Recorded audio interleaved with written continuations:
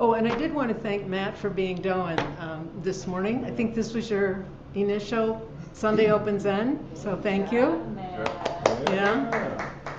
And George for choosing the verses of the faith mind, because that is so clearly about practice, and it's just so appropriate for our topic today, which is practice. And because we're in the beginning of this intense practice period that Shinkyu is leading us in. So what I'm going to do is talk hopefully for maybe 10 minutes. I'm going to stick pretty close to my notes because I can digress really easily. So if it looks like I'm reading my notes, just bear with me. And then the rest of the time will be open for this shared, just sharing from your own experience, right? Of what practice is for you. So ordinarily, at least when I first came here and I heard the term practice, I think of sitting on the cushion or sitting on a chair. You know, it's zazen, right? Where we show up, again, with our whole self, our body, mind, heart, opening to the present moment, to what is here right now. For me, it's always, practice is also showing up as much as I can every day outside. You know, whether I'm grocery shopping, whether I'm in the dog park, whether I'm with friends, you know, whatever I'm doing is, can I be as fully present as I can in my body, mind, heart? Where we experience that no separation. We're connected with everything, you know, that we just chanted. And I'm sure, well, I think most of us probably started with the basic instructions about posture, sitting up straight, being alert but relaxed, and then focusing on your breath, breathing in, breathing out. Maybe some of you were taught to count, but somehow resting our attention on our inhaling and exhaling, and letting thoughts and emotions come and go, come and go. I was like Koji said a couple months ago when he was giving us a talk, he's like, just leave the door open for them to go. Let them come, but let them go. And also probably in some variation, at least this was I was told, is don't move. You know, if your leg falls asleep, if you've got pain, just watch it. Just watch it and don't move. Well, I mean, obviously we've all been there. We need to move. We need to readjust, you know. But when I started meeting regularly with a Zen priest, a Zen teacher, about 4 years ago, it really helped my practice enormously, because then I could actually talk about what's happening to me on the cushion, as well as what I'm hearing in Dharma talks, as well as what's going on in my life, and try to put that together. It's like, what I do here, how does that affect the rest of my life? And start to see where I had misperceived things or misapplied things, misunderstood things. So through those conversations, I began to see that for me, and again, I'm speaking for myself, this may or may not fit for you. For me, returning to my breath, to my breath, to my body, to my senses in the body, when I was sitting, was beginning to seem like a subtle repression, suppression of thoughts and feelings. So it would be things like, I remember an argument that I had 2 days and goes, nope, I'm supposed to be focusing on my breath. You know, or a feeling of irritation or anger rising is like, nope, I'm supposed to be focusing on my breath. So you hear the subtle judgment there, right? And the pushing away. Like, I don't want to be feeling this. I don't want to be thinking about this. So I began, you know, pushing that out. But with working with a teacher, I began welcoming that and like letting those things arise, letting them be part of my blue sky of awareness, right? The big, wide, expanded blue sky. And this practice, I'll just say, if you want to read more about it, it goes back really to the Buddha, the Satipatthana Sutta, where he talks about the 4 foundations of mindfulness. Mindfulness of body and breath, our feeling states, pleasant, unpleasant, neutral, our mind and mental states, including our emotions and our mental patterns, right? The kind of cognitive and emotional patterns that we have with us that are so part of us we don't even see them. Some of you remember when Carol was here. She was our resident priest earlier this year, and she gave us a great gift of offering a class on Vasubandhu, which included her master's thesis study. And that was such a great opportunity to look at Vasubandhu and the 30 verses. Vasubandhu was a Buddhist philosopher from the 4th century, and wrote extensively. And the 30 verses what Carol did is to help bring that information, that knowledge about basically Buddhist psychology from the 4th century into ways that we could practically use. And it's looking at our emotional and cognitive patterns, looking at how they were formed, looking at how they continue in our lives and continue to create suffering for us and others. It was just a great, and I believe she left her thesis here if anybody wants to, dig into that. Thich Nhat Hanh also writes about the subtle suppression that can happen, that creates this duality or separateness in us.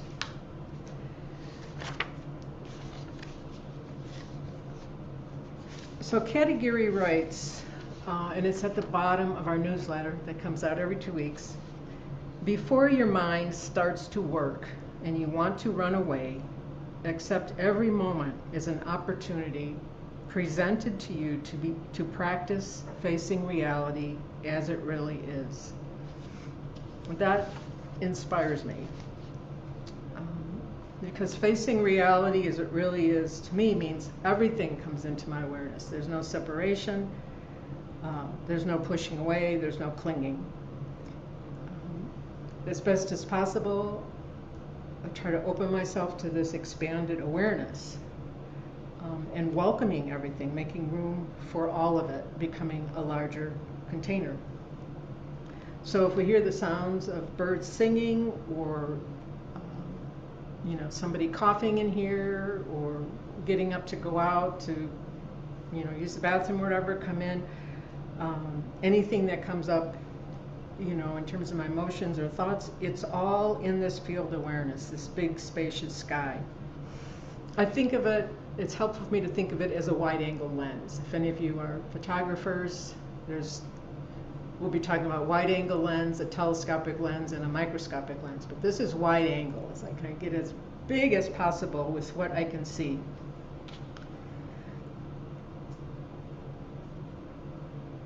But hopefully we can all identify this. Sometimes an annoyance or irritation arises around the cushion, right?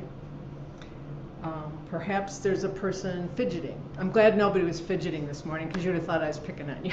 This is the example I chose earlier. Or coughing, and we try not to cough. We don't want to get up, get a cough drop, because then we're going to disturb people more, and so we try not to cough, Whatever. Some of these things happen here. This is humanity. This is normal. Sometimes it doesn't bother me, but sometimes that little annoyance arises. Like, I wish they would quit coughing or get up and get a cough drop, right? So take a breath. More and more, I can take a breath and say, welcome, right? Welcome. The fidgeting is welcome. The coughing is welcome. The person who's doing those things is welcome. My annoyance is welcome here. And this is really key for me, might be for you if you have a really healthy self-critic, is even the part of me that wants to judge that I'm annoyed is welcome. Does that make sense? Because I really want to get rid of that self-critic. I've got an ogre of a self-critic, and I really want to throw him in a box, but it doesn't work. It doesn't work. So more and more I'm trying to say, okay, I see you. You come sit down here. You get a seat on the bus. You are welcome here. But you don't get the driver's seat. You don't drive the show. But you are welcome here. So then there's that big blue sky again. Big blue sky. Everything's welcome. So sometimes, though, my awareness is more like a microscopic lens. We get up really close. What is this? Not to analyze it and figure it out, but just to let it emerge, just we wait and listen, and what is it that wants to emerge in this moment? Sometimes it comes in an instant, sometimes it's a week or a month later or 10 years later. But I'm going to use the same example. Let's say I'm annoyed, I'm sitting here and something is driving me crazy. And then I notice it's like the thought arises, you know, I've been cranky every day this week. What is this? Huh? Curiosity, kindness, just what is this? I'm describing, of course, when I do it the best, right? Which I don't always do, but curiosity and kindness is what we want to bring. And then I think, oh yeah, we had that family gathering last week, and so-and-so said something to me, and that really hurt my feelings, and I just glided over it. And I thought, yeah, so here a week later, I'm recognizing that, geez, my feelings were really hurt.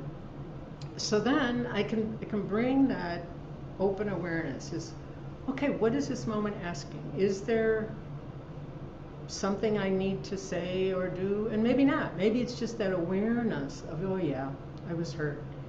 It goes back to that big sky awareness. It's, you know, having hurt feelings is okay too.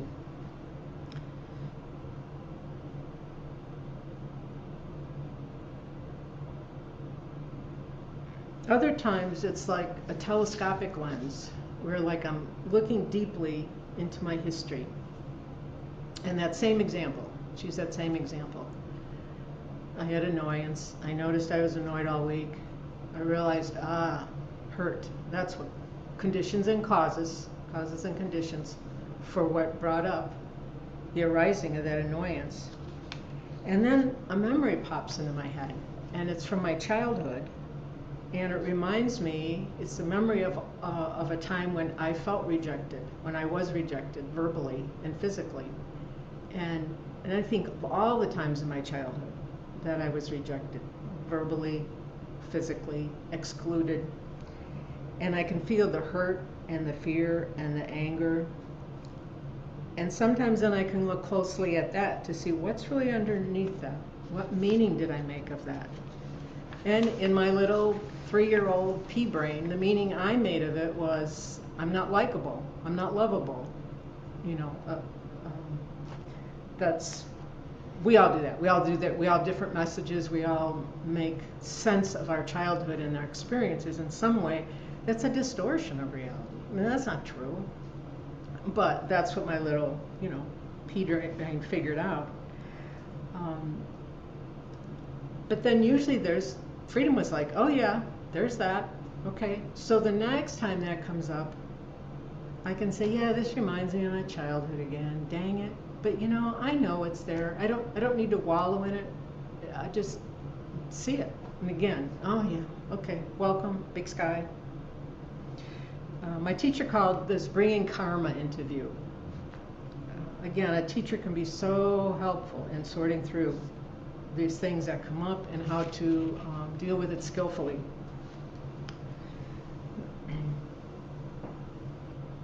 So the more I sit, the more I see that this happens too throughout my day. This practice that I'm doing on the cushion becomes part of my day of reflection, of noticing, whether I'm, again, grocery shopping or in conversations or driving. That's a good time, you know, for some things to happen. It's also a really good time to see where I'm still holding on to things. Driving is a great practice to see what's going on in traffic, and now I'm triggered by that, but that's another talk.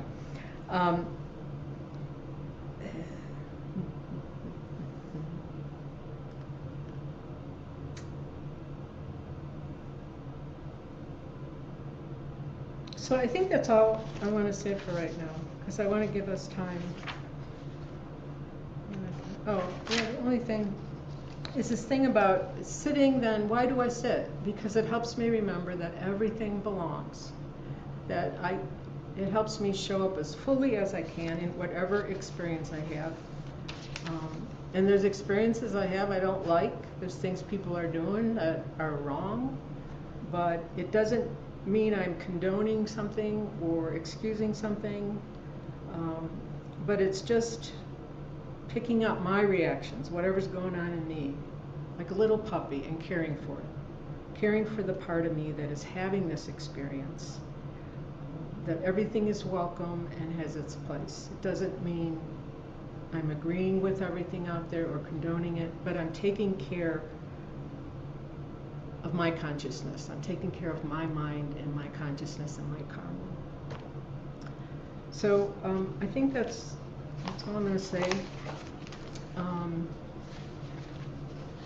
So let's just take a few moments now to shift gears to what is your practice? Yeah, so if everybody just that wants to speak takes 2 minutes, maybe 3 at the most, I think everybody would have a chance. Who wants to, you feel free to pass. But consider maybe what inspires your practice.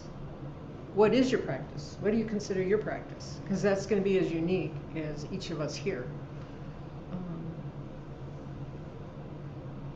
Yeah.